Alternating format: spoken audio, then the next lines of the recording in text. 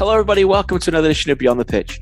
I'm Kristian Jack. On this week's episode, we have a real special treat for you as we get Janine Beckie and Drew Beckie as our guests. Now, Drew is obviously playing for Atlético Ottawa right now as a defender and a key pillar on that team in the Canadian Premier League. And his younger sister is back in Canada on the Canadian women's national team celebration tour with their gold medals in hand ahead of two massive games this weekend to celebrate in front of the Canadian fans against New Zealand on Saturday in Ottawa itself, and of course on Tuesday in Montreal. It was a real pleasure to sit down with the siblings as we look back at their life of falling in love with the sport when they were in Colorado, what Canada means for them. We talk about some dark times, particularly in struggles and how they came through that with Drew's health, and of course difficult times for Janine getting cut from the 2015 Home World Cup in Canada and that squad bouncing back to have a terrific 2016 Olympics, and of course the difficult time in 2019 when she missed that key penalty in the World Cup and Canada were knocked out, and how she bounced back from that and how the gold medal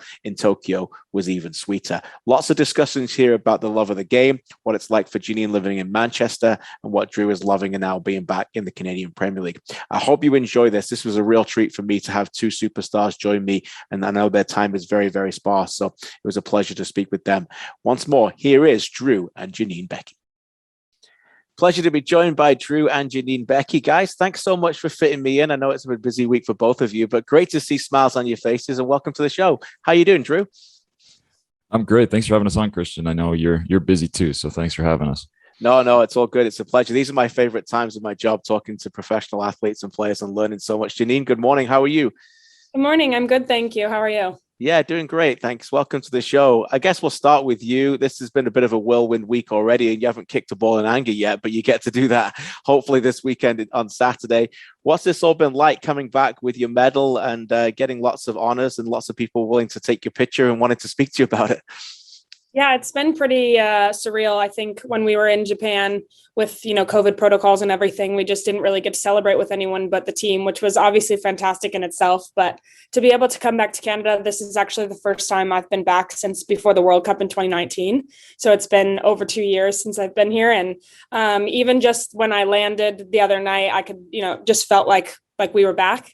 And it's been really exciting. We got to meet the mayor yesterday, do a little celebration down at City Hall, which was nice. And I think just being back with the group for the first time since we won, it's just really special. And then to just been exciting. Like, it's an exciting week, and we're so looking forward to celebrating with our fans. It's been a really long time. Drew, I'll get to your opinion on this in a second, but Janine, you said just to be excited to be back with the group. I get the feeling, I mean, this is not breaking news or anything, but this is going to be something that unites you guys for a long time. No, this. I mean, tournaments do that anyway, win, lose or draw, right? But the fact that you won something and got the gold medal, this group coming back to see your friends, and I know you're professional athletes and you've got a job to do, but just coming back and seeing them all again, because you can't do that on a daily basis with your club teams, must be one of the highlights to see those friendly faces again for you. Yeah, I think over the last 6-7 years, I've spent more time with this group of people than I have with my own family. So this is definitely family away from family. And to be able to share these moments with some of my closest friends, people that have been part of this journey for long before I was a part of it. And there's been some that have just joined us pretty recently. So it's a group that came together really quickly. That's never been an issue with this team. Our camaraderie and our culture is definitely our X factor. So to have that already and then add a gold medal on top of it is just really the ultimate cherry on top, I think. And to come back together and see everyone, it feels like it's been way longer than 2 months since we saw one another. But yeah, when this group gets together, it's always a good time. There's so much laughter. There's so much joy. And now on top of it, we get to celebrate, which is, I think, fun for everyone. Yeah, well said. You can tell when you go on the pitch that you guys, it's genuine. Drew, let's turn to you. What's this all been like for you? I want to get into your own career shortly as well, but what's this been like to see your little sister get all this success that she so deserves? Oh, don't worry about my career. My career is nothing compared to what. We'll be getting into it. Don't worry. It's special for me as well. Being a true-blooded Canadian and seeing the camaraderie of their team, seeing every individual step up in their time.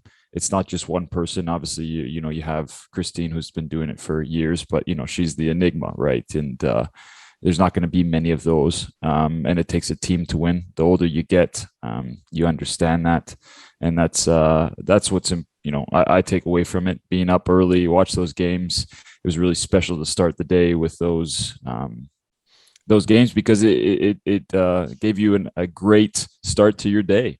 And really was exciting to talk to people about that. Obviously, they're asking how the team's doing, and I didn't have a lot of inside information to give them, but I just told them they're doing great work, and as you can see on TV, and it was special to see.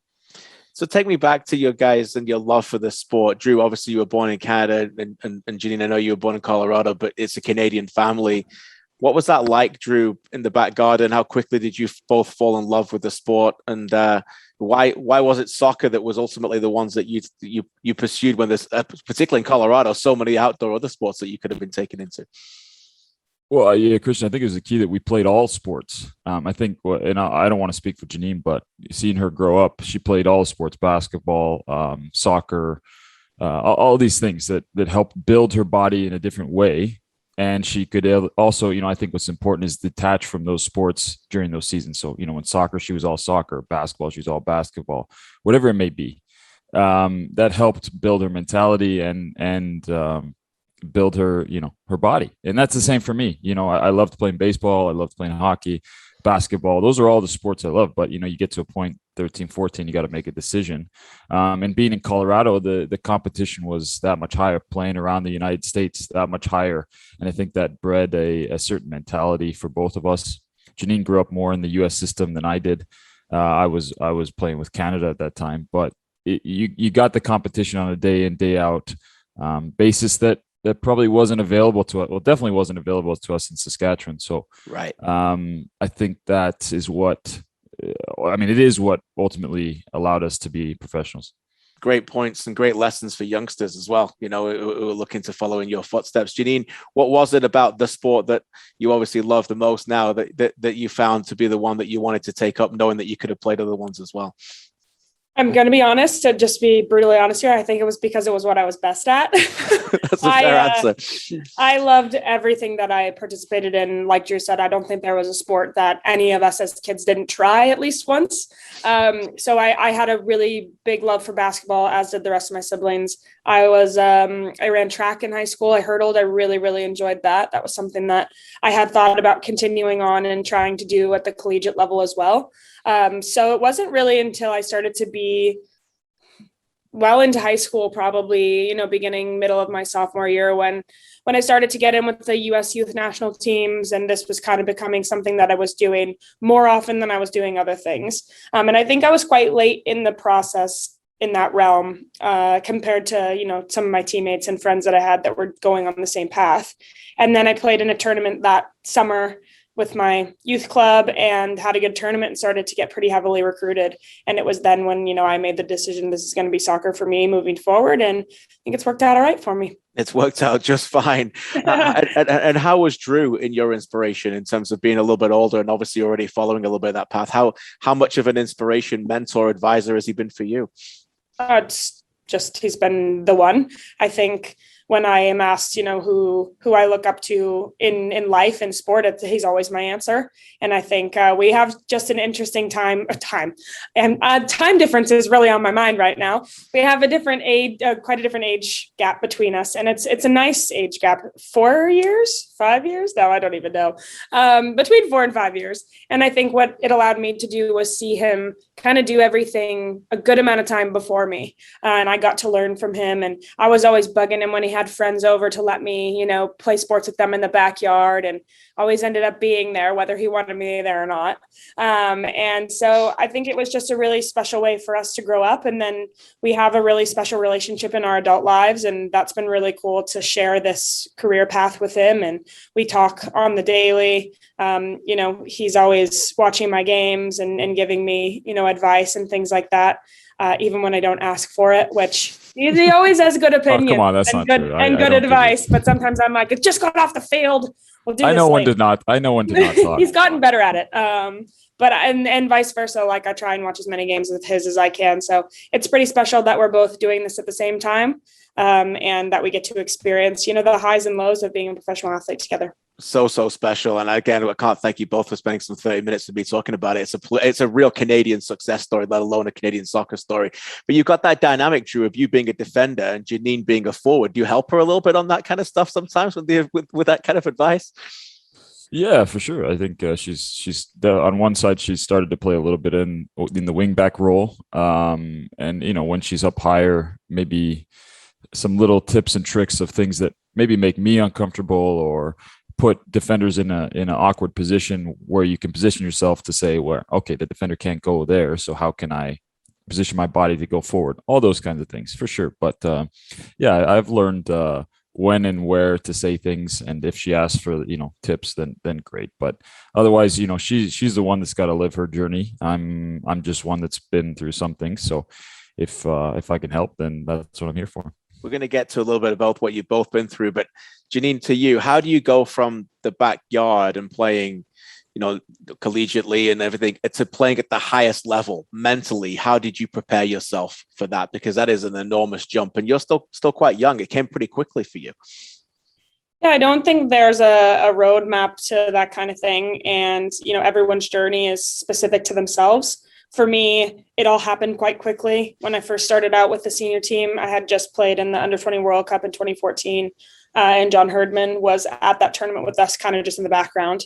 And yeah, that was in the summer of 2014, and I made my debut in November of that same year. So it was kind of just like a whirlwind, and I'm quite thankful in general that happened, but thankful for the way that it happened, because in those kind of situations, you don't really have that much time to think about what's going on. I really remember just trying to be really present and in that moment and taking everything in. And yeah, I mean, since then, it's just been a whirlwind. I've been part of the team now solidified since 2015. And it's been such an incredible journey. I've gotten so much better since when I first started playing with the national team. And it's something that you just figure out as you go. I have incredible teammates around me, and great role models in life on the pitch. You can't really complain when you're, lining up on the pitch against Kristian Sinclair, with, right, the likes of Sophie Schmidt and Desiree Scott behind you, these women that have done it for a long time. And I think what's so special about our team is that we definitely don't follow the suit of sticking to an athlete. We've done so much work to pioneer so many things in Canada, and thankfully, we've become this group that people pay attention to. And I think I'm really proud of the work that we're doing, off the pitch as well. And so to see my teammates really make huge strides in changing the culture, in having an impact on people's lives, using the platform that we have, makes me really proud to be teammates with them. And it also is so inspiring. So yeah, I think, mentally it's been a long 6 years, however long it's been. But every single day, this environment adds to who I am as a human.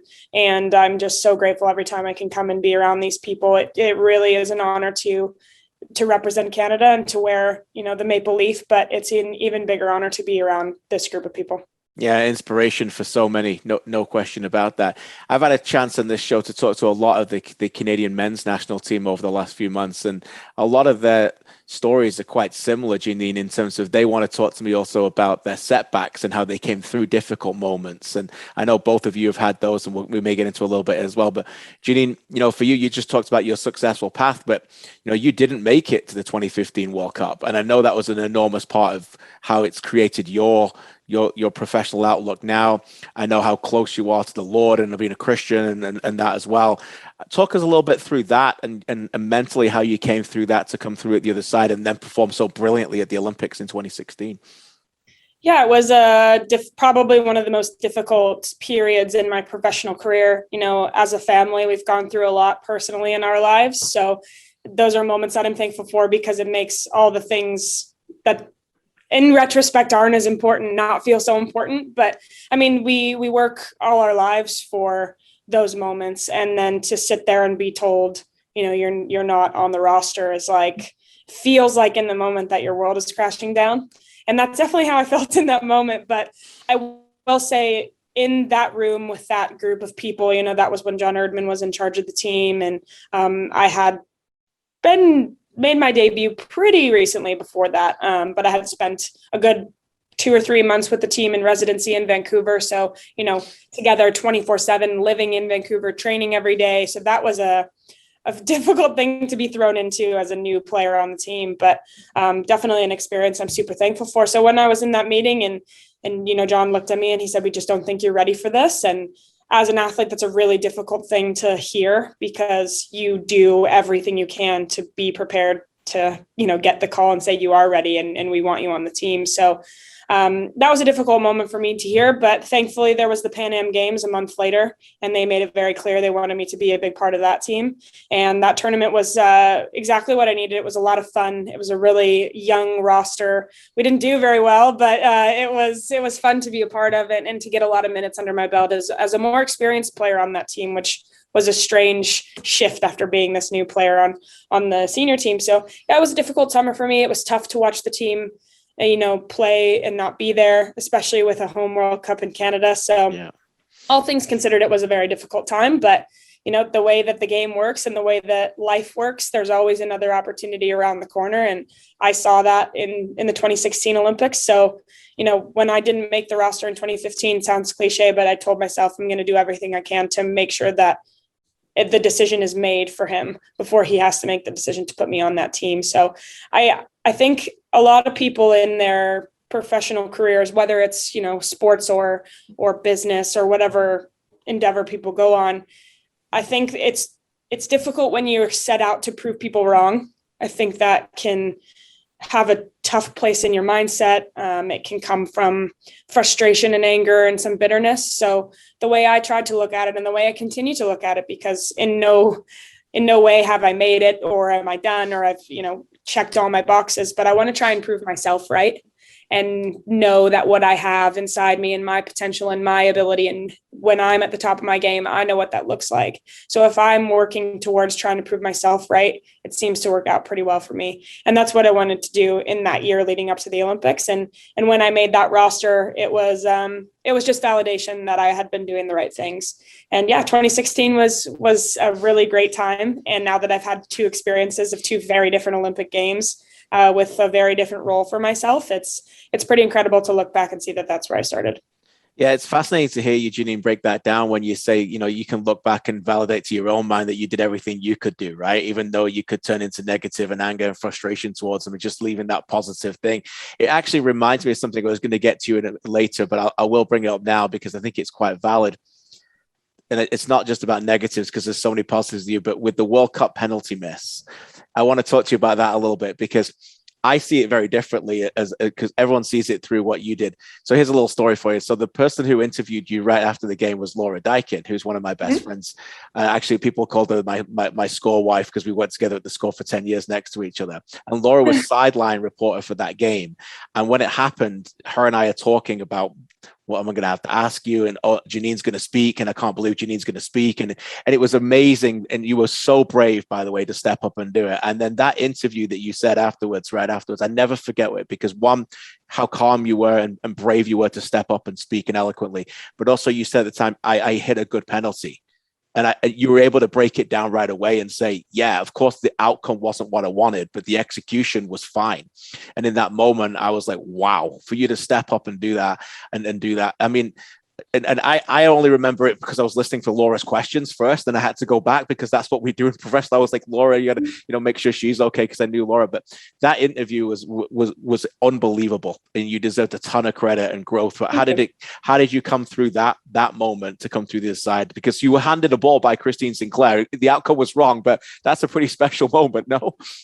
Yeah, I haven't thought about that moment in a long time, not in a bad way, but yeah, I think it was, I kind of describe it as a bit of an out-of-body experience, just because I'm not sure that I've felt that much emotion around a moment in my football career. But yeah, I mean, when you're in the heat of the moment in a game like that, you don't think about the magnitude of, someone like Kristian handing you a ball and saying, here's our tournament on the line, don't mess up. But yeah, I think it's a testament to my relationship with her personally and how she sees the entire team. She could have given that ball to anyone and felt complete confidence in them in that moment. And when I look back on that, I feel a lot of pride that she, had the belief in me. And I will say her belief in me didn't waver after that moment either. She'd do it again. And it was unfortunate that the way it was perceived publicly was that she didn't take it. Unfortunately, that's just the way that people see things. But after the game, I think I was standing, probably not really talking, but standing next to Desiree Scott, and our media officer had come up to both of us and said, "I'll give you guys the choice. One of you needs to do an interview." And we kind of both looked at each other and we thought, we each said, "No, I'll do it. It's fine. Like, I'll do it." And of course, because she's who she is, she was like fighting me not to do it. And I just said to her, I said, "I think this is something that I need to do." And so, I did it. I mean, Laura was amazing. She made it easy for me. But I think as an athlete in those moments, you have to back yourself. And I think I was completely confident taking that penalty. And I will still say it was a good penalty. She made a very good save. It was a world-class save in that moment. And I look back on that, and I think that what we did this summer would have felt different if that penalty would have gone in. And I'm a real believer, like you said before, Drew and I are both, our faith is very important to us. And so that is something that was for sure the foundation of how I got through that time. Just knowing that, like I said earlier, another opportunity is right around the corner, and another door will always open, no matter how bleak, it looks in the moment, or, there's no light at the end of the tunnel. And let me tell you, it didn't seem like there was much light in the end of the tunnel in that moment, but just the response and the impact that interview had was any evidence that I needed that was the way that moment was supposed to go. And the amount of people that were touched by that, I was a hysterical mess. How did anyone even understand what I was saying? But no, it was a really special moment to me. It will continue to be really special. And as much as it's painful to think about that time from a football perspective and what could have been if that would have gone in, the result was what it was meant to be. Amen to that. Just like your tattoo, right? Isaiah 40:31. God he renewed your strength. Drew, turn to you. Janine talked about it there. Faith is important to you both. Faith's very important to me as well in this. How has it helped you in terms of getting through your career? And obviously you've had a ton of setbacks as well, health-wise this year as well. Obviously the myocarditis. Apologies for that. I should have known better. But when you were in Stockholm that time as well, and you've been told numerous times you might not play again, yet here you are, a true inspiration to me, and I'm sure to your family, that you're still being able to play in the Canadian Premier League. Yeah, again, it's everybody lives their own lives and things happen, and they're not in your control. I heard a great quote in a video the other day is, you take a list and put it down put a line down the pipe there and write the things you can control and cross out the things you can't. And not cliche, but whenever there's a setback, when I was sitting in the hospital in Hamilton, I'm thinking, okay, I just got to wait my time and I'll be able to go again. I don't know how much more the heart can take, but I feel strong, and I'm planning to play until my legs give out. So there's not a better job than this, and to be able to come back on this project in Ottawa specifically with this group of guys, even though it's been a tough year, I think we'll see in the next couple of years that pay off. So to that sense, I don't put a lot of energy and time into thinking about the setbacks. Kind of as Janine just said. You learn to compartmentalize those aspects. It's not that you don't deal with them. You deal with them over a period of time, but that, putting them in a part of your brain that says, okay, you're going to wait right here while I'm doing this. And being able to handle the stress and anxiety or whatever comes about and being able to speak about it is important.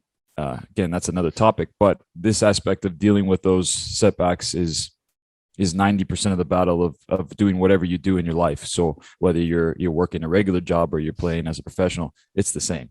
And being able to be a part of a group does help a lot with that. Fair enough. And you both seem very grounded and very appreciative of every moment you have anyway, Drew, but did those moments, even the first one, intensify your love and appreciation for every minute you have on the pitch now, or did you just have that anyway? Yes and no. You do hear that a lot where you say, okay, something's taken away and then you appreciate it more. Yeah, there's definitely that. I think I don't have a lot of frustration, but I had just gotten back into Europe. I, was training with Cups and had a chance with AIK. And that was really where I wanted to take the next step. I had back then, I think I was 26 or 27. I had talked to John, and he said, if you want to play for Canada, you got to go to Europe. You got to play at a higher level. I said, no problem. And that's what I wanted. I wanted to play for Canada again. And that's where I was trying to do, and go there and show the level that I can play. And so for that to be taken away, and then to have, a club say, you got a heart problem. We don't really want to touch you. And it took a while to get an opportunity for someone to take a chance. And that's okay. I'm not upset about that at all. They're doing their due diligence. That's fine. So to be able to come back and show that it's still there, that's fine. I'm happy with that. And that's all that I really care about. The other things, they really don't matter.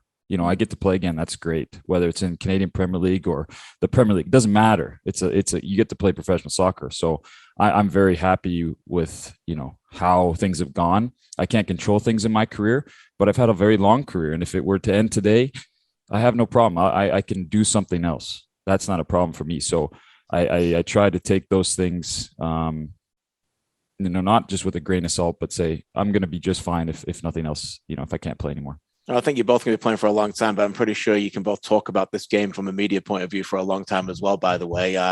Superstars here in the media, TSN's own Janine Beckie and Drew obviously taking over the reign on the microphone on the weekend. So we're looking forward to that. You guys are very well spoken, and we're better for it, by the way, in our industry, to have people like you. You guys have done an amazing job so far talking about this. I know we're short on time. A little bit of quick rapid fire, if it's okay. Janine, what's your favorite thing about living in England? Oh, that's hard. I'd probably say just being completely engulfed in the football culture. That it's it's like life or death over there. There's the top level of the men's game week in and week out. And I've been very lucky enough to be a part of a club, that I get to see some of the best players in the world play every week. Absolutely, you do. Favorite food that you found in England? Oh, it has to be the Indian food over there. It's just next level. I probably eat it twice a week at least. Love it.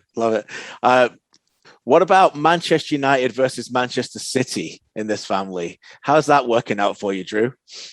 Oh, it was great yesterday. Well, only just, by the way. When they match up against each other, it's not always the best for United, but no, that's true. Yeah. Nobody feels sorry for Man United fans when you're my age, by the way. Nobody. No. Since I've been born, we've had a great run here. So, we're getting back into it. You gotta let the, the money that they've spent. Okay. Well, we spent a lot of money too, but in that sense that, I have the ultimate respect for. I read all of Pep Guardiola's books, so nice. So that sense, I'm a fan that way. I know it's a sin. I can't say that, but I'm not from England. I'm not from Manchester, so I can say that. Okay. The mentality of both clubs is great, and being able to see both 2 games in both stadiums. Obviously, you can't beat Old Trafford. The atmosphere at Old Trafford you can't beat that. The Etihad just doesn't do it. I don't know why that's maybe it's just the size, but the Manchester fans are unbelievable. There you go. Janine, your favorite opponent? Ooh. I mean, I have to say playing in a Manchester derby there's nothing quite like that. So I'd probably say those have been my favorite games, but I tend to always score when we play Everton. So that's probably my favorite team to play against personally. What about you, Drew? Do you have a favorite opponent? Are we talking team or are we talking individual? Either one. You take it the way you want. I think I remember back in 2016, Raul and Marcus Senna played for the Cosmos. Nice. And, Raul, I think, was 35 or 36 at the time. And I played in the midfield at that time. And this guy was 10, 11 years older than me, and I couldn't get close to him. Raul was unbelievable. Unbelievable. He's wearing the shin guards, with the ankle guards from the old timers. And, oh, man, what a player. That's a special occasion. Wow. There you go. Janine, one game you think about more than any other? I mean, it might be an obvious answer, but I'm interested to hear your answer. I feel like I don't spend a lot of time thinking about games unless it's like right after the game. But I will say, like, when I think back on my, what I've done so far in my career, the the bronze medal match comes to mind. That was really special. And then, yeah, I think almost every game in this past Olympics, but specifically the game against the States. Wow, there you go. I'm going to let you go in a second. I'll just speak about 10 more minutes with Drew, if that's okay, because I know you're really tight against the clock, but I'll end this on what was that like for you, gold medal game? Because I know you've been taken off, but you were with your teammates as those penalties are going in and missing. What was that? What was that like, those 5 minutes? Oh gosh, I don't think I'm not really a high anxiety person. Like I'm not anxious, but I have not ever felt anxiety like that. I will say I've been lucky enough in my career to be on the pitch more often than not in penalty shootouts.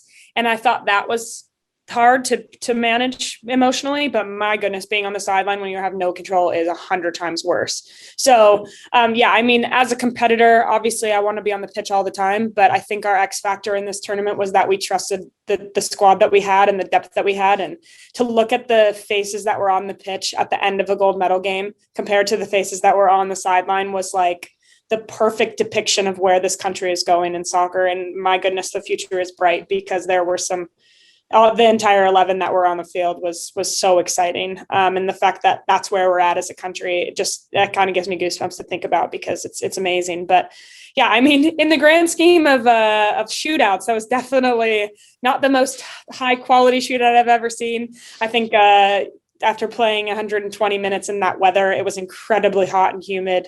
You can really not expect it to be so great. So I think there was a lot of fatigue setting in. I mean, both us and Sweden had our issues, but I mean, Steph Labbe is just an absolute hero. And when she's in net for a penalty shootout, and that goes for all our keepers, by the way, they're just all insane. You know, she's going to save at least 2. So you have that in the back of your mind, and then you're thinking, guys, don't miss. But it was, yeah, I mean, we had practiced probably 8 or 9 full penalty shootouts, the entire squad taking one, goalkeepers, everything.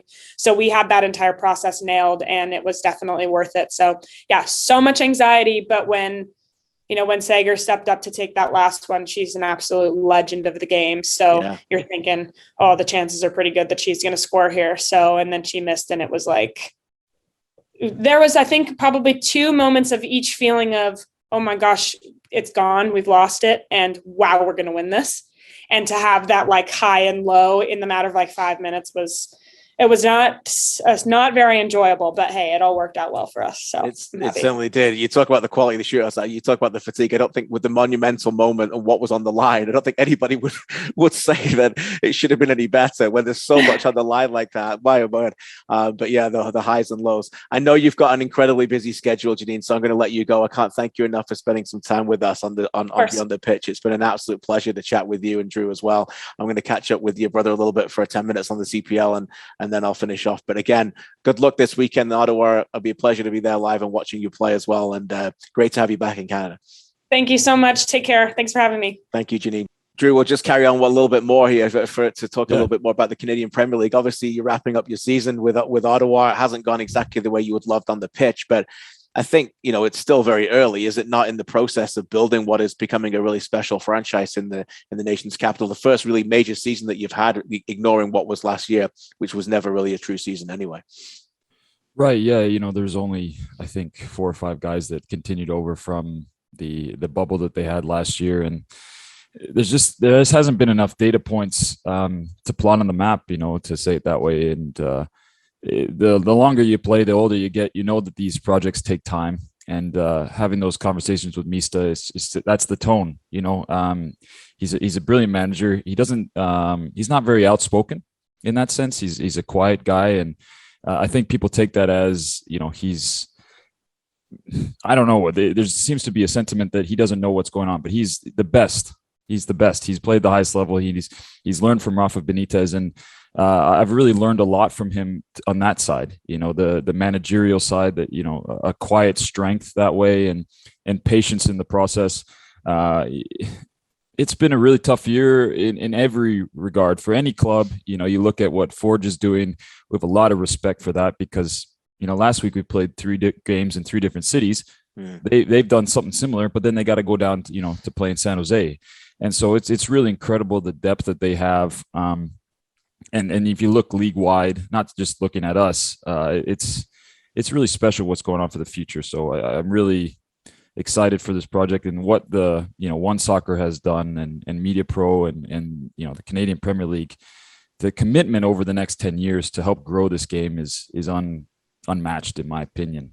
And I think you're going to see, from going on now into the World Cup in 2026 and into 2030, it's going to be, we'll have this conversation in 10 years and be like, wow, you remember that, where we were. But specifically Atletico, we're backed, well by the club in Madrid. And I'm excited to see where it goes within the next year or two. I'm committed for the long haul, and there's definitely growing pains. We've seen that. We've seen a change up and down in results. But, guys are new to the travel. Guys are new to knowing how and to keep their bodies, going and how to perform when you're not feeling 100%. And those things take time. Yeah, they certainly do. You talk about the growth of the league there off the pitch. You used to, obviously, I think it's your third spell in Ottawa. Obviously, you were there with the Fury before. You're very experienced MLS. You talked about Europe earlier. What about the growth on the pitch? Has it surprised you, the quality, or have you noticed a noticeable difference in terms of getting better as the season's gone on with more and more fitness and more games coming? First of all, talking about the quality league wide, it has been really great. I've been impressed with a lot of players. And as I'm older and I would like to be a coach one day, you look at players, a certain characteristic, and you think, okay, how would that work with this, or how would that work with that? And I think I was a little bit surprised with the quality, and not in a bad way, in a good way. It's definitely comparable to, teams competing against USL championship teams for sure. There's not as many teams, right? But the quality top to bottom, I think it's a very competitive league, which you want for the fans, you want for, the media, you want worldwide attention that way, the impressions on social media. And I think we do a good job of that.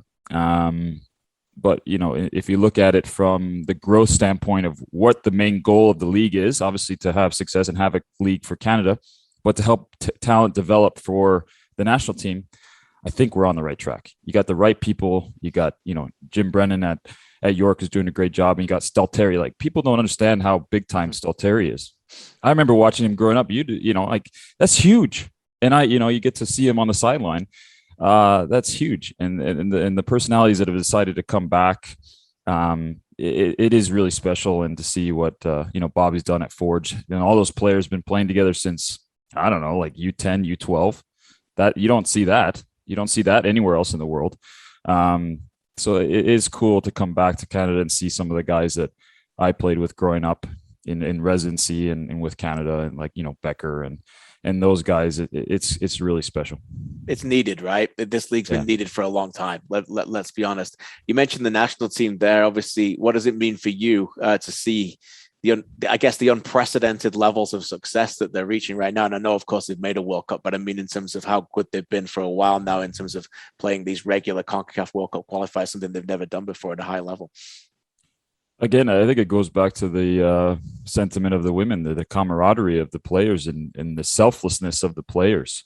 Larea, I'm sorry, I'm saying his last name wrong. I don't know how to say Lahia. I think it's right. It's Larea now again. It's Larea. Okay. Yeah. I guess I look more at the defenders first. The rotation at the defenders, in the goalkeeper position, everybody's very selfless, and that's what leads to success. But even more, seeing Herdman take the transition over, his managerial strengths are it just brings the group together, right? Throw the tactics out the window. Getting the group together and to believe in, what can be achieved. Believing in qualifying for the World Cup is, in my opinion, 90% of the battle. And yes, you have to be good on the field to get results in Mexico, to get results in San Jose.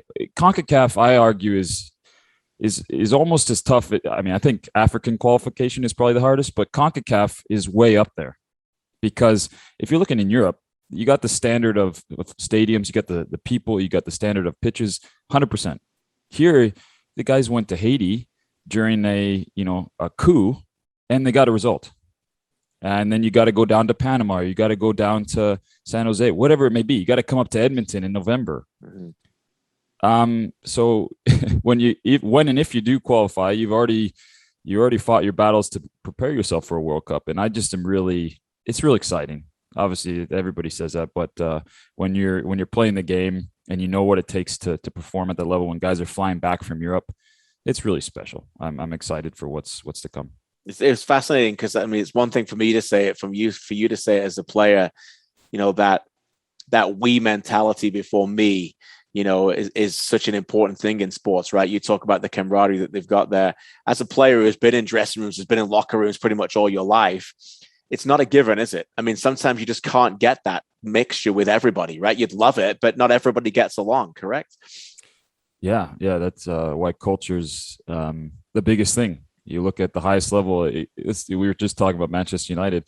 How Ole Gunnar Solskjaer manages to get all those big egos and personalities together in one room and keep them going and be selfless and say, okay, you may not play today, but you're going to play on Tuesday, or you may play in 2 weeks, when you're paying those guys hundreds of thousands of dollars a week.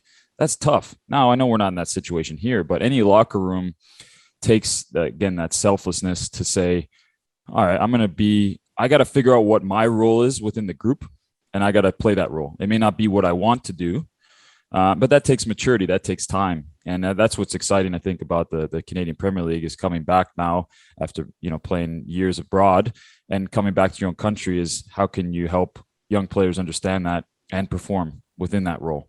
Right. That's the key at this moment. So what's next for you, Drew? Obviously, just wrapping up the season. Last game will be, I think you got Halifax away in the early November. And then what do you do in the winter? Like, what's your off season in terms of taking care of yourself, your mind, preparing yourself for what's to come next? I'll probably take, well, now that I have my vacation here a little bit early, I'll be ready for the last game. And then, I'll probably take a week or two off and probably get back in the gym and build the muscles up again. Not run for a little bit, give the joints a little bit of a rest. Yeah. Go see my mom a bit, and because I don't get to see family too much.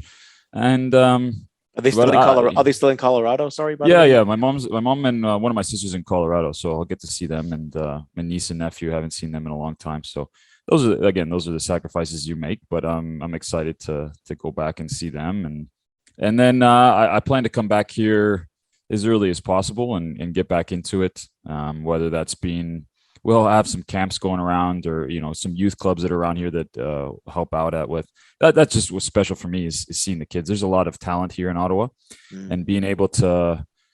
I don't know if you've seen the Sir Alex Ferguson documentary, the recent one, the Never Give Up, Never Give In, and he's talking about they only had a few scouts around the area.